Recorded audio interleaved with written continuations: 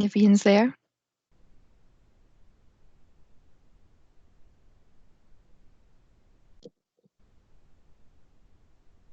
Can everybody else hear me okay? Yes, can you hear Yes, fine? fine. Yeah. Yep, fine. I can't see Ian. Hi Fiona. Hi Fiona. Hi, I've just Sue. I've had a message from Ian. He's having problems connecting, but he's just Right. restarting. That's fine. I can kick off if you want while we wait for him, if that's okay. Okay. If there's any questions, does anybody want to start asking questions of our panel around food service? If you want to ask a question, you can either use the chat function or by all means just unmute, and we're happy to hear and see you if possible and hear your question.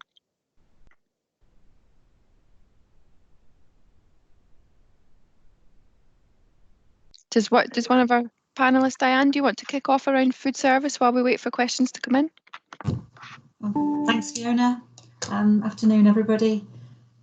Yeah, food service, definitely one of the hardest hit areas in the business. Challenging. We need a crystal ball to actually work out when and how reopening will start, and really trying to understand, engage how our guests and how our staff are feeling about their own safety. So I think it's really important to have good solid plans in place in terms of how the business is going to reopen. In my view, it's a good idea to actually test that. So a good starting point, I think, is to actually do a sort of HACCP on your end-to-end process, starting on a desktop and then actually going into one of your facilities if you can, and actually just sort of physically walking through the processes. Where are all the touch points and where are all the pinch points within that process that that you want to make sure that you've got controls in place. And if you're able to do that, then you can then start to identify how you might control them. Don't know how much detail you want me to go in. I can see that Ian's arrived now. Ian, would you like me to just sort of carry on and talk through what some of those control points would be, or have we got any questions yet? So, schooling seems to be around network, so my network's not particularly hear me, can you? We can't hear Ian very well. I don't know. Okay, shall I carry on a little bit about, I don't want to teach anybody the obvious, but if I just kind of talk a little bit through what my thoughts are around the sort of key operational issues are within food service, and then maybe if some questions start to come up, we can start asking those. Feel free to butt in, thanks. Fiona. Yeah, thanks, so Diane. There's a couple of questions. I don't want to just sit here and rattle on at everyone. No, that's fine. There's a couple of questions coming up. So if you start talking, I'll prepare the questions for you. Okie dokie. So for me, within the actual front of house, there are some key areas that we need to control. One is definitely, and I'm talking about restaurants, so I'm talking about being seated rather than delivery at this stage. There are some key areas. Clearly booking, making sure that you've not got too many covers, so spacing out tables. A lot of the learnings from food manufacturing and retail can be used to kind of mark out on the floor sensible spacing between the tables, making sure there aren't things upon the table that people will be touching that others will have touched, like salt and pepper pots, menus, etc. More frequent cleaning, and the tables are the first point. But then if you have a bar, then the bar is clearly a pinch point where lots of people will be potentially congregating, especially if they've had a few beers later in the day and celebrating being able to go out and actually have a drink and socialise. So that area would potentially need to be managed very carefully, and perhaps not even allowing people to go to the bar for initial opening.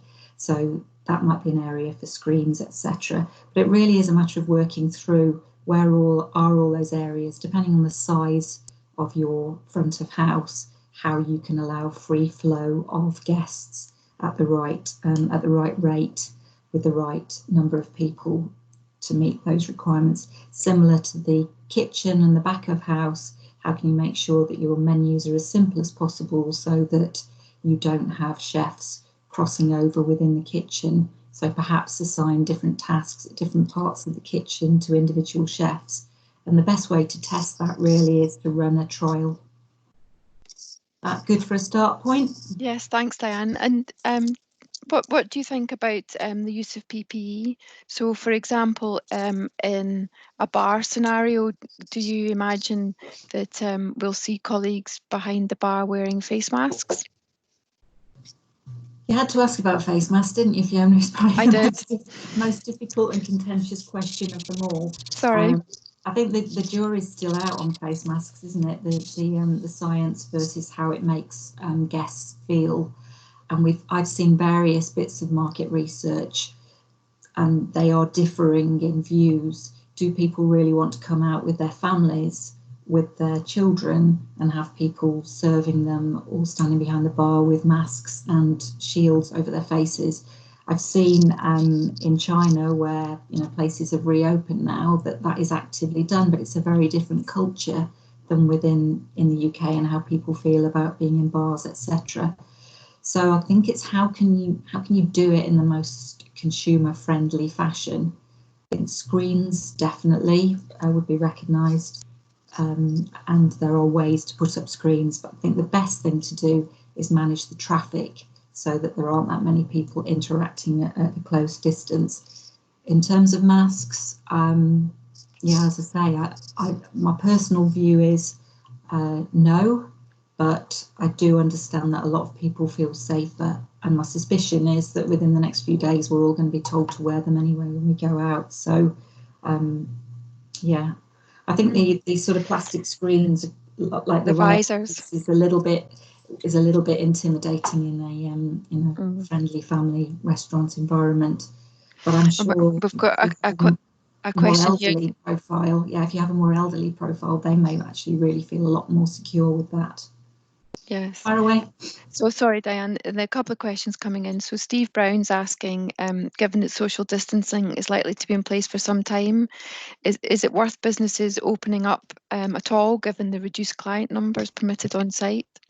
So I think we saw something in the news yesterday, didn't we, around Fuller's were saying actually it's easier for them to remain closed than it is to open and have less customers. Yeah, absolutely. And I think all the businesses are going to have to weigh that up with how they feel their customers will relate, how long the furloughing continues from the government, how much longer they can survive financially. So it's a complex kind of commercial debate, because it certainly is risky to open up if it doesn't go well, or if it's a lot of investment and people don't come out to the restaurants, which is why I think some really good market research is necessary. And Darren Attewell is asking about screens around tables. That comes under the headline of investment. I would imagine it's a difficult one. Yeah, I mean, screens a bit like like separating in a stable or somewhere is a really good idea for tables. I think there's a lot more things that could do with a bit of investment. So, for example, touchless taps. I think areas like the toilets are a big key contact area. So anywhere that people are coming into contact a lot, there are opportunities for investments, and this thing isn't going to go away. And we're all going to be concerned and sensitive to it for some time going forward. So, yes, it would be a big investment in screens and things, but if that is going to help make people feel safe, then it's how you can do that, but in a customer friendly environment as well. It may work better in more of a fast food takeaway environment where no offense to those outlets, but the seating, etc., is more a sort of plastic, white, clean environment. In a pub type environment, it's a bit more upholstered, and it might not work so well. Yeah, I agree. If I could give Diane a rest for a moment, I might bring in Emily Elliott, if that's okay, Emily. Yeah, no, I'm back as well. Oh, excellent. I'm just going to pass over Alison Cousins' question over to Emily, if she's there, just to talk about implementing more hygiene management in restaurants and takeaways. If Emily wants to pick that up, and then I'll hand back to Ian if you want to chair.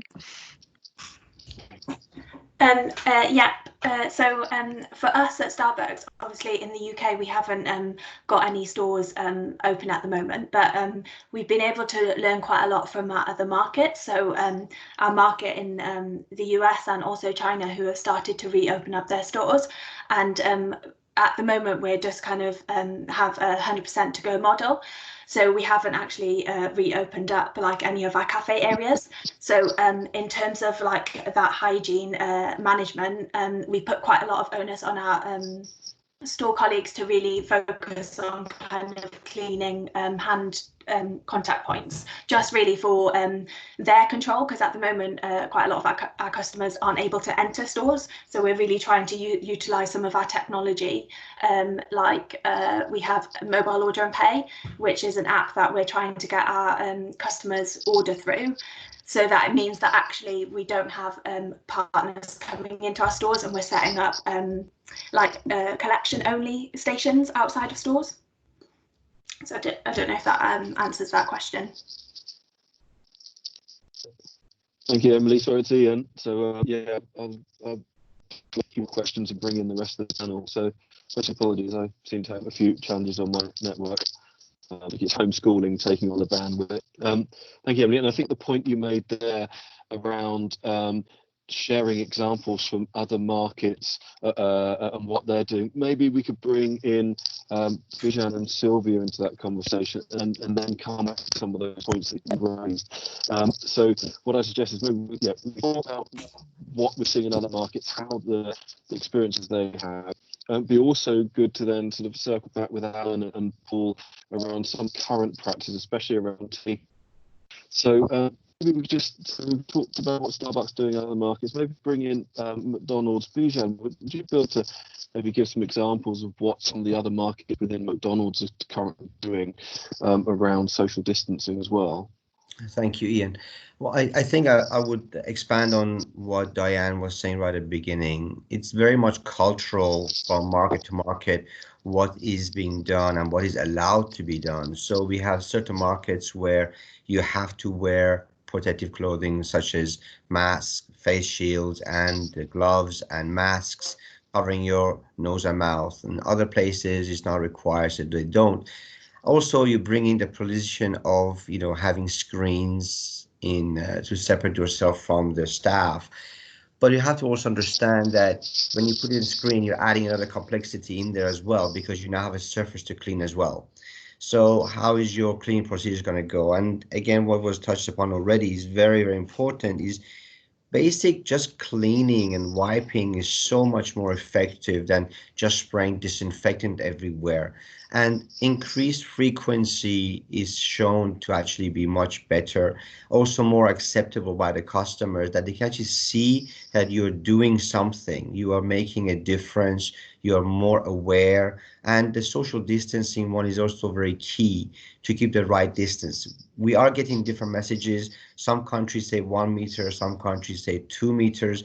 And that becomes a problem in itself because of the size of the area that you're walking in. Sometimes it's not possible to be 2 meters away from somebody. So I think, as Diane said right at the beginning, you must take a very simple approach of first try it out, take a seed store, see how it works, walk through it and understand what are the touch points, what areas you need to clean, what areas you need to be aware of and keep people away from, as well as when you're opening up, if you have the possibility, first start with deliveries, then go for drive-throughs, then you open up the lobby, etc. So stage by stage, in a very controlled manner, to be able to understand what the restrictions are, what the challenges are, so you can overcome those in time without suddenly opening from nothing to everything and then be overwhelmed. Because we've also got to understand that people have been almost locked away for a while, and they all want to come out. And if you open up, they're all going to come in, and it's going to be very difficult to make sure people keep their distances. So we don't want to add any more complexity to what we already have. And that goes to all the markets. And because if you, no matter where you are, if you open up, everybody wants to go out. And we're already seeing in the UK, traffic is increasing. People are going out more and more. So we are getting to a point where we don't want to encourage a second wave coming in. So basically, we have to be mindful of where we are, how we can maintain the distancing, the protective clothing that we need to have if and when it's necessary. As Dan said, we still don't know if masks are useful or not. There's evidence on both sides. Thank you, Bijan. Much appreciated. Just check, can you hear me? Yeah, we can hear you. Yeah. Yes. Okay, so to that point, Sylvia, we were talking a little bit earlier today. Give us some examples of other markets and some of the requirements they had in opening up sort of food service environments. Do you mind just sort of following on from what Bijan said about some of those requirements that you're seeing in some of those other markets? Sure. Good afternoon, everyone. So we have clients based in Dubai. Dubai recently opened up their restaurants recently, and I can tell you what's going on there, share some information. First thing, they have to try and put the 2-meter rule in place, front of house, back of house, even something like going into the walk-in, one person going in and one person coming out. Everybody has got to wear masks and gloves. Clients sent me some pictures, and they were having their team meeting in front of house, all like 2 meters apart. They've also had to reduce their seating by 30%, a knock-on effect on their business, and that will be for everyone. There's no buffets allowed, no self-service, and the waiting area in the restaurant and the bar is not allowed at the moment, so you go straight to your table. Also, what was quite interesting is there's no knives, forks and plates. So everything is disposable, wrapped knives and forks. And they're using bamboo plates, cups and bowls. Some restaurants have got screens between the table, but it's also a cost implication. And it's about making sure that everyone is aware of what's going on. They're also doing monitoring checks on everybody that's coming in for the temperature to make sure that they're safe and well, and also the impact that it could have on the other employees if another employee is sick with coronavirus. Thanks, Ian. Thank you, Sylvia. Thank you. Much appreciated.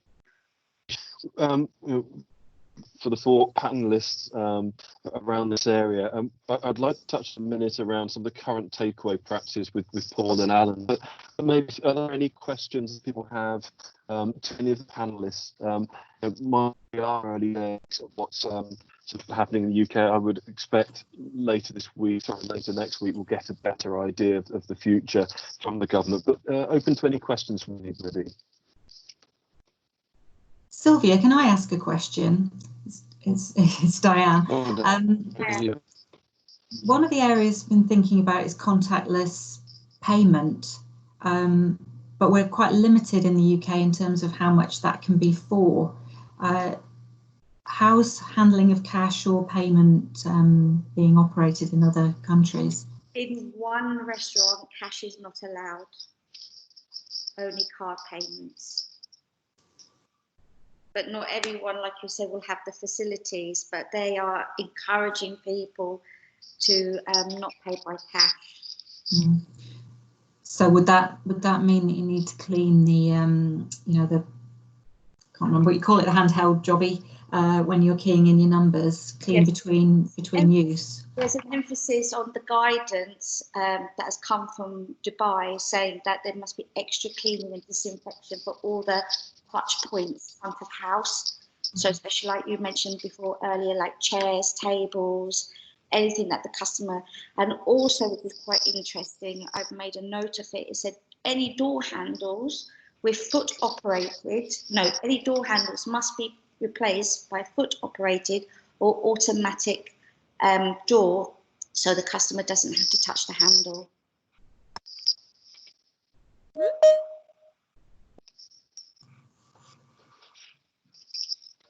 Do we have any other questions, the panelists? feel free to ask. Okay, I've got a few. So Sylvia, we've talked where to find further information and guidance, and recognising it's early days within food service. So, you know, are you able to offer any within the UK? And to the panel as a general, what influence do you believe that the food service industry is having on government around the requirements going forward, and how can we influence them further? I mean, it's hard. So maybe for the first question around guidance available. Which is the first question, Ian? So the first one around what guidance is currently available for food service establishments and restaurants that you're aware of. There's a lot of guidance. I mean, everything comes from the government. I found some really useful information the other day, which I can share the link with the team at SOFHT, which was written by some other food hygiene experts. I think they're called compliance people.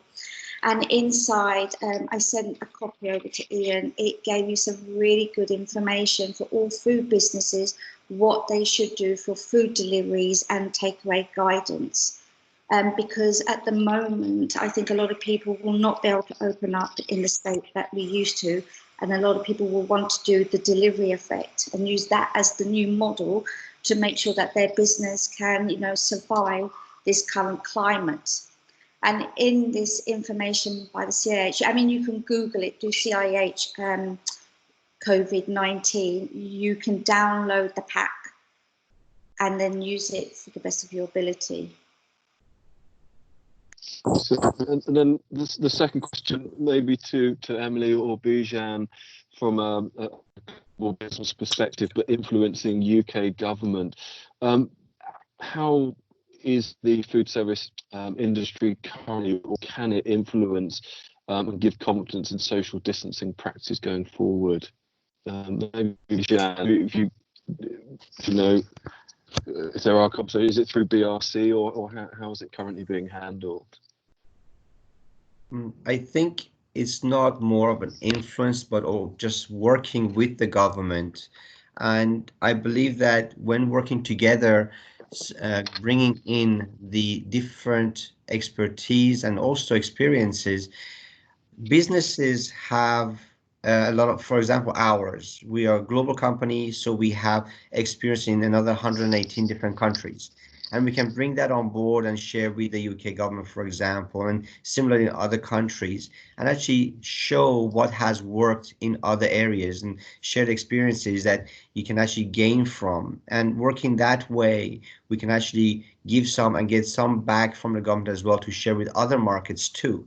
So I think it's a working together as a team to get things moving better in the right direction. And one of the questions in the text box was saying about, you know, what's the actual advantage of giving information that may not even help you with coronavirus? Well, that's the whole idea, working on science-based facts. I think this is an area where the government can take a really good lead of educating people and not just bending to what seems to be right, even though there's no science fact behind it. You know, not just bending over because somebody likes to see something, but because it makes sense and it does add value. I think that's somewhere where government can really help and work with the business to actually come up with procedures that can actually help with the current situation, not just because it's a good perception. I think as an industry, we're very good and very knowledgeable about doing risk assessments and looking at where the risks are in a process and then validating it scientifically. So although I would expect the government to be providing guidance and ultimately going out and assessing the state of play out in the world, in the real world, I still think there'll be a degree of it, of us actually coming up with what the right process is and validating that ourselves and being able to ultimately defend that as a safe practice.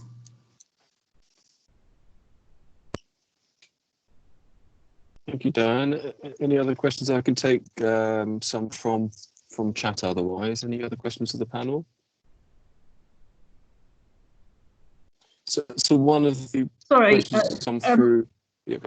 sorry, can I was just unmuting myself there. Laura Brown here. Sure. Just a question for Diane. Obviously, hi, Diane. Hi, Laura.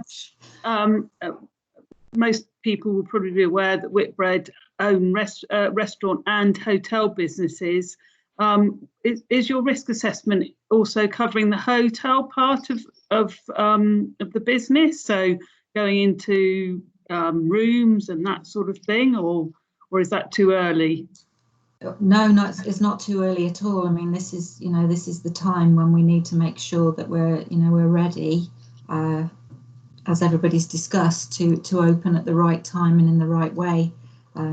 So yeah, the risk assessment is end to end. I mean, use the term, but it's field to fork. So the risk assessments need to happen right. And I'm not speaking specifically for Whitbread here, but of course that is my baby, is right from field to fork. So there are all kinds of risks throughout the process, right from our raw material supplies, all the impacts that COVID is having on whether it be raw material shortages, picking the crops from the fields, using alternative suppliers, all the way through the supply chain, manufacturing, what the manufacturer's processes are. So all the way through the sort of food side into distribution, into depots, and also into the hotels and how the hotels are operating. If it's a hotel that is serving food into rooms, then that needs to be covered as well. Breakfasts. Someone else made the point about buffets. I don't think customers will be too keen to take. So all of that risk assessment has to happen right the way throughout all the different stages. Yeah, I mean, certainly with hotels, you're looking at handling of laundry, handling of sheets, washing of sheets, etc. But from a food perspective, yeah, all the way through. Thank you. Ian, it's Alan. Can I just a couple of comments on some of the things that have been said already? I mean, Diane was talking about masks, and it seems increasingly likely that in spite of all the evidence, there's going to be a move to get people to wear them. And on my odd visit to shops, I've seen all sorts of mad mask adaptations. Very few of them would be effective, but a lot of the people that are wearing masks of one sort or another seem to be completely gung-ho about social distancing. And I think that's going to be a really difficult thing to control, particularly in a pub environment. I mean, the whole concept of going out for a drink wearing a mask seems a bit odd to me. But another point here is that if we're talking about foot-operated taps, automatic doors, screens in restaurants and so on, this is going to be a huge financial cost to lots of SMEs who are already feeling the pinch, and I just wonder how sustainable that would be.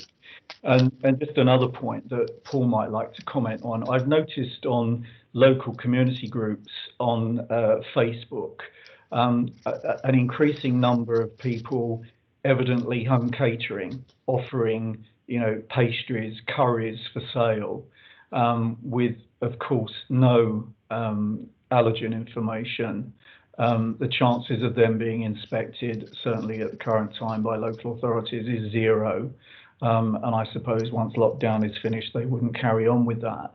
But I think that is a bit of a concern, and obviously something very, very difficult to deal with right now. Hello, Alan. Yeah, it's Paul. It definitely is one of our major concerns. Businesses, the challenges have been really put into two categories. We've got existing pubs, restaurants who have diversified and gone in to do other things. Although they are diversifying and introducing new risks, they do tend to have some food safety knowledge. And so they're fairly easy to communicate with and to explain that there are differences and what changes and controls need to be introduced to deal with that. But it's those businesses, as you say, the home caterers who have seen a niche in the market, seen an opportunity to make a few bob, that have sort of come up in huge numbers. and some of them have registered with us, and that's good, because it means that we've got a contact. We can at least, if we can't go out and visit, we can at least telephone and have a chat with them on the phone. But it's a huge number which haven't registered, and you know, we're having to troll through social media, Facebook and all sorts of things like that to try and identify them, and it's become a problem that we're losing control of, to be honest. The quicker, you know, the restrictions are eased, and these businesses, you know, realise that there's no longer any merit in them trading, can't come quick enough for us.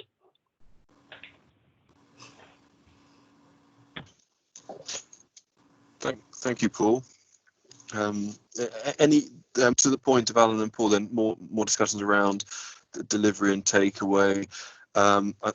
Sylvia, I think you were suggesting some of the types of packaging or controls on takeaway or delivery. Any further thought on what Paul and Alan have said?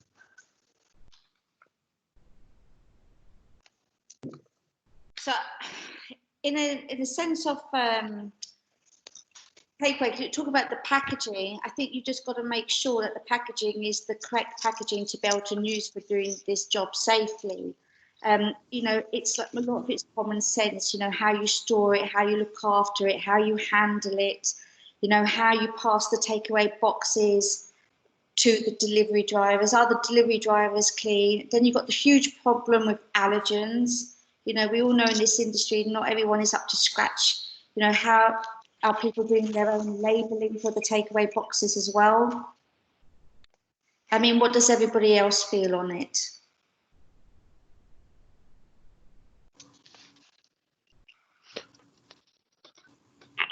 Hello, Sylvia. Yes, it's Paul Hobbs from Horsham again.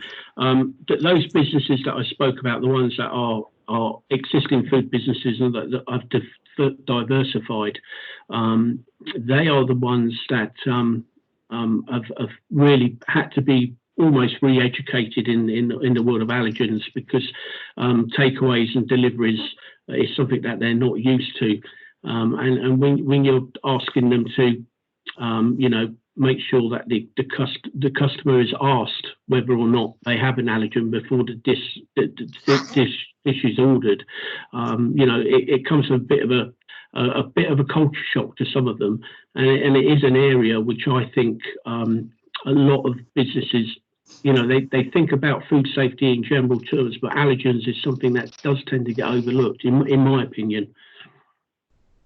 I mean, we've had to tell quite a lot of clients that we work with that we've had to revise their food safety management systems, because the model that they're using at the moment is not the same as the takeaway.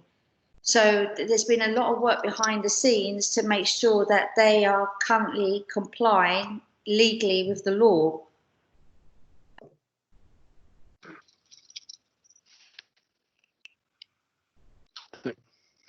We in the conversation around just check through a bit more messages on through. Maybe we bring in some of the home delivery side, and from the retailer perspective. I know that we have Peter and obviously Fiona on from both Tesco's and Sainsbury's. Are you able to give some of the practices around home deliveries that you're having to complete, and how you, obviously this area of the business is growing for you as well, how you manage those controls? Maybe from Peter first. Yeah, okay. Well, obviously, unlike our colleagues in food service, food retailers have, I say, largely carried on as normal, if this is the new normal. The main challenges were a massive ramping up of an operation in an environment which in turn placed severe restrictions on it. So at the store end of things, the social distancing measures that anybody who's been out to a supermarket will have seen in terms of 2-metre floor markings and one-way systems and things like that impact quite dramatically on what is normally expected of an online shopper, who are driven around the store by a computer system. So we've had to modify the IT to allow them to adopt travel routes to avoid crowded areas, and come back to them afterwards. But also had to bear in mind that if you put more and more online shoppers into a supermarket where the numbers of people present are severely restricted anyway, you can't let as many shoppers in to do their own shopping. So there's been a massive rescheduling and changes of shift to get online shopping done wherever possible, at hours when the store is not open to customers. Whereas I think normally you would have seen online shoppers meandering around all day, every day. But then also having to manage the potential conflict with night shifts, who are critical to getting food on the shelf for the customers who are going to visit. Once that is sorted, I think the biggest challenge was identifying the critical points where social distancing was going to be difficult. So lots of people spread out around the shop floor, but all returning to a single room, possibly using one or two computers or printers, and obviously severe restrictions and changes to the ways of working have been required there, so that we don't find these bottlenecks of people who are trying to process payments or print off customer paperwork. Lots of tape on the floor, lots of restrictions on who can be where at what time. Some conflicts again with loading heavy crates into vehicles, what often might be conducted by two colleagues. Obviously now it's a single colleague operation, so there are some manual handling considerations there. On the doorstep, the main changes have been that we only deliver to the doorstep now rather than into the customer's house, to maintain 2 meters distance. Everything is once again being delivered in carrier bags, which had largely disappeared for environmental reasons. And we will no longer accept returns or rejection of substitutions on the doorstep. That is all now dealt with via our care line, and I'm sure the process will be that customers are simply refunded for those items, but we don't want them back and we're not taking them back. Not heard many issues or about many issues in respect of how this is working, though recently we did have an elderly customer, and obviously most online customers are now classed as vulnerable, who didn't like the fact that the shopping was left on the doorstep and assaulted the driver with his walking stick. Don't quite know where that ended up, but it is interesting that all of these controls have in turn introduced some conflict, literal and metaphorical, with customers. But it seems to be working. I think the biggest challenge was responding to government claims that there would be the capacity in online operations to feed the country. It didn't exist 5 weeks ago. It has almost been doubled now. Thank you, Peter. Very, very interesting, actually. And maybe Fiona, is there anything else from a Tesco perspective to add? I know we talked previously around social distancing in stores. If there's anything new, but then also into the delivery side, I'm assuming similar to what Peter said. But anything else to add? Yeah, I was just going to build. I think everything that Peter said I recognise completely from our side. Same sorts of challenges. Just the sheer volume of home deliveries has been the biggest challenge, and to maintain the same food safety standards when you're dealing with such a huge volume of picked shopping has been quite challenging. So, for example, we're bringing in or have brought in some measures which are normally only used at Christmas time, and that would be sort of extra refrigeration in the form of vehicle trailers in store car parks, which are either being used for storage or in some stores being used as actual click and collect points. So we've increased not only the home delivery side, but the ability for a customer to pre-order their shopping and then drive in and collect it from the store car park. And so some of what we're doing is actually tried and tested, but it's usually only reserved for the Christmas week. But now it's business as normal, as in it's like Christmas Eve every single day of the week in some stores still, which is quite interesting, and that brings with it its own food safety challenges, especially because we rolled it out at a time where the weather decided to have the sun shining on every single day of lockdown so far. So not only were we dealing with extra food safety checks, but these are things which are normally managed over Christmas time in the winter, not in a hot summer's day. So that's been interesting in itself and a bit of a challenge. And I think, like Peter mentioned, just some of the social distancing, in order to manage the extra capacity for deliveries, we had to train up new colleagues very quickly. And that became a challenge if you're training a driver who's going to deliver home shopping. He needs to accompany another driver in the cab on the route.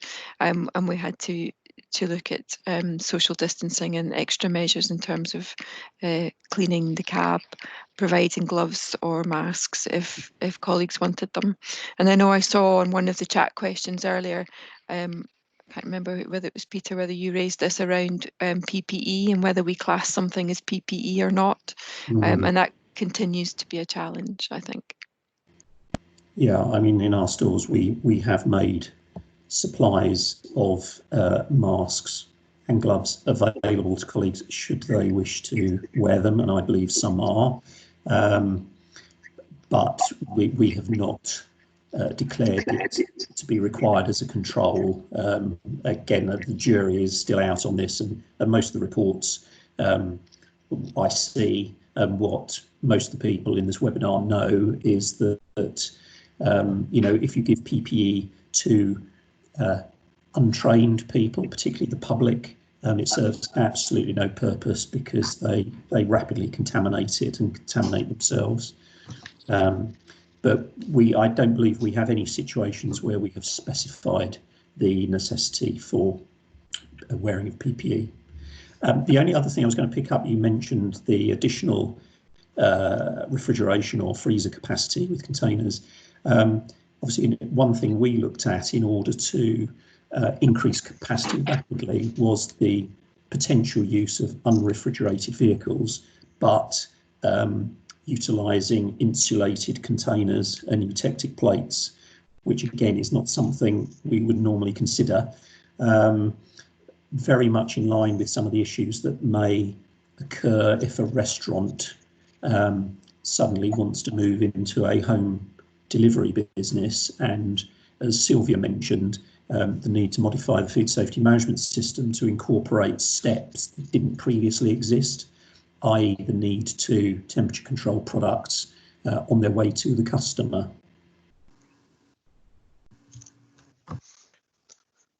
Thank you, Peter. So that would be keeping it cold, the case of delivery from hot, and how that's completed for the takeaways.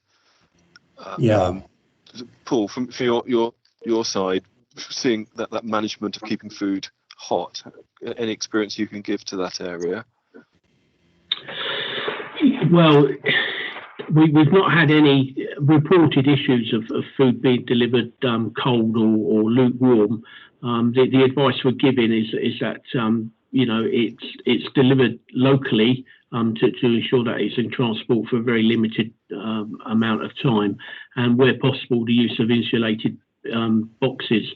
What we are advising is that the temperature is taken immediately before it's dispatched to make sure it's sort of, you know, well above the 63 cut-off point. It's one of those things that, and unless we get any reports of issues, any complaints. It's something that we've not really sort of taken much sort of regard to at this moment in time. Ian, if I could interject, I think it's a great point that Peter makes. Temperature control and refrigeration is potentially a massive issue for food service. The depots are absolutely rammed full of product, particularly frozen product and chilled product, that clearly has to be disposed of if going out of date or be given to charity. But my understanding is that most of the frozen storage within the country is pretty much full now, as food service are sitting on stocks of product, and manufacturers who have been producing for food service are sitting on lots of product within their depots, and therefore being able to move stuff around the supply chain and keep it at the right temperature is going to be a challenge throughout. And I think that'll be interesting to see how once everything starts moving, how that can move through. I know that ironically with Brexit, a lot of people were buying up extra storage space for frozen food, and we'll be glad they did so. Yes, yes. And I suppose, Diane, on that point, and certainly where it's settling now in retail, but for food service, the hardest thing is the prediction. Is you don't know exactly what your customer numbers will look like and what sorts of products they'll be interested in when you do reopen. From a food point of view, it'd be the same for Emily and Starbucks. It's hard to predict the volumes. Yeah, I think it's about sort of planning, as I said before, in terms of your kitchen capacity will be the biggest limiter in that sense. So coming up with simpler menus makes sense so that you can manage it from a distancing point of view, but also the supply base is quite varied. Some suppliers are currently running at full capacity and more because they're providing retailers. But there are other manufacturers who are solely providing the food service industry and are therefore furloughed at the moment. And we can't ask them to unfurlough to start producing for us until we know exactly when we're going to open up the restaurants. And I imagine everybody's in that same place of trying to balance off predicting when they want to start up and what the demand is likely to be, but also managing that through the supply chain and through your freezer space and your chilled space. I can just add to that from a Starbucks point of view. I think that's one of our biggest challenges actually, is when we reopen up stores, as and when, what does our range look like? Because we plan so far in advance in terms of what each promotion looks like and what products we sell to our customers. Actually, we've been working over the last couple of weeks on what does our range look like when we open up, and should we have a reduced range, so that actually from an operation point of view it becomes a little more simple for them to prep products. So especially in terms of beverages where we have to make up certain ingredients like back of house, is it that we take that away and we just kind of have a simpler range for our customers. And then in terms of our supply chain, it's actually looking at what we have in freezers, like you say, and whether actually do we even need that product anymore, and then where can that product go. So it's a really quite a big challenge for, I'm sure, lots of people. Thank you, Emily. That's Bijan, from a McDonald's perspective. I can see from other areas of the world that they're also looking at reduced menus, probably for the same types of reasons of preparation and ease. Is that the case? Yes, it is actually, and I would echo all of the concerns that was raised already. One of the biggest areas, and Diane touched on this, is what do you do with the product that you already have before it runs out of shelf life? And we don't want to have anything just thrown away, disposed of in that way. Just try to find food banks, charities, anywhere to donate it out as quickly as possible, and not to waste any of the food. But it becomes very difficult sometimes because it's not all just raw material, and you cannot just give it to anybody and everybody, and you can't just give a box out either. So it's very difficult to manage that in itself as well. Some of the markets, what they've done there haven't been full market lockdowns. So, example, Turkey, some parts of the country, the restaurants are shut, but not others. So you do inter-store transfers is possible. Across Europe, because there are no borders, it is possible to go from one country to the next if there are no restrictions. But there's challenges when other markets or other countries when it comes to that area.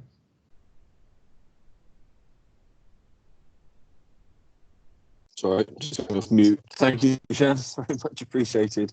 Yeah, So and just on our... that point about charities, etc. That's where we go back to that debate about allergens, which have been such a key focus for us all, and that's what all that sort of information has to be provided to the charities as well. So, you know, I've certainly seen posts in the past saying, why can't food service provide, you know, their bulk packs through to retail? And it's the different level of labelling that's required within the different industries. Thank you, Diane. I'm mindful we're coming to the end of our time. I'll hand over to Fiona as chair in a minute. Just one last question around, obviously we've been running Soft Focus Live around areas to help advise and support and share best practice. So it's a question of what areas would people like to discuss in the future, and also when. So we have the May the 7th where we potentially will have further information and the way forward, just people's views on what they would like to discuss, and how that be impacted by this 7th of May. Any thoughts? Do we continue with social distancing as we start to see what might be the next phase of releasing lockdown? As food service starts to have a better indication of how they're planning, should we review what we've discussed today, but leave that for a couple of weeks to do so? Just any thoughts? Ian, I think one of the areas that we haven't really touched on yet is training. So perhaps that would be something that people would be interested in, because it's absolutely key that all these new controls are trained out to people when they start up and return. So I think training, and also what checks and measures are going to be put in place. You know, we are a due diligence-led industry, and so actually, how will those startup checks be put in place and be measured? Can that be audited? Can that, you know, and what tools are available to do that? I'd like to echo what Diane just said, and also add on that what Peter was saying about the use of gloves and PPE. Got to be very, very mindful that just by giving somebody a PPE, a glove, for example, it doesn't make things better. A lack of training, understanding would make a situation worse. So it's very important, Diane's point, to focus on training and the proper use of PPEs, the proper way to clean to get yourself ready. A question was about mothball environments. So, you know, when you're coming out of mothballing environment, how do you clean? What do you clean? How often? And how do you verify it? And are the people doing it trained enough or not? And it's very, very important as we come out of this situation. Thank you. Okay, so we had some proposals for the next session around general well-being. Remote auditing was one that's had a fair amount of discussion, mothballing of retraining, checks and measures. So if we work on some of those, mindful of not having too many topics. I think last week we probably had too many, and it was more challenging to have a good debate about those. But we have a couple here. If we work out the timings, which ones are the most of benefit? You know, training, mothballing, coming out. That sounds quite a key area. So. Okay, we'll work on that. Ian, maybe almost call after this. So yes. Sorry, Ian, Peter Littleton. Maybe some sort of a summary, sort of almost a top tips of bringing the business back into operation. I completely agree with Bizam and Diane's comments there about training.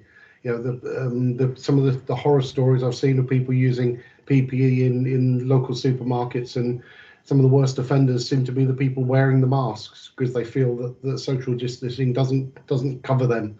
And also maybe some ideas for how businesses can coach their staff members who will be coming across these members of public who may not completely understand you know, the reasons that some of the controls have been put in place. that just might be just some ideas on some almost stock answers of, well, why aren't you guys wearing masks, or why have you got hand sanitizer at the front of the store, or why aren't you doing this, or why aren't you, and just some ideas for people just to say, well, look, when you practically reopen, it's going to be stressful enough all learning new ways of working.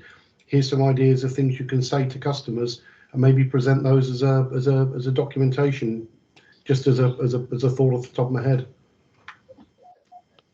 Peter, no, we've got some good areas there. I'll hand back to Fiona to close out. Yeah, but thank you, everybody. Thank you all for your time. Yeah, thanks, Ian. Thanks to everybody who's helped both ask questions and answer them today. I think it's been a really good discussion. I liked Peter's point about educating the public a little bit, and I wonder whether there's a role for societies like ours to push through maybe the Food Standards Agency or other government agencies about, you know, how do we educate the public about wearing masks and gloves themselves. So again, thanks everybody.